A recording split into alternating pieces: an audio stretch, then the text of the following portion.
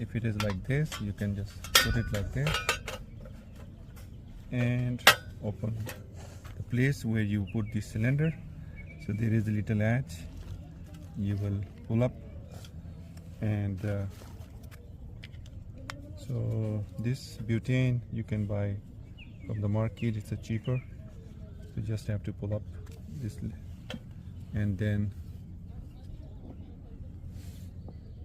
it says 227 gram, and there is a way you can how to put it,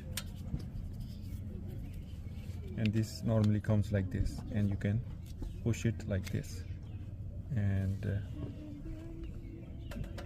you can see here this one, it should be latched and tight, and here you go, it's ready.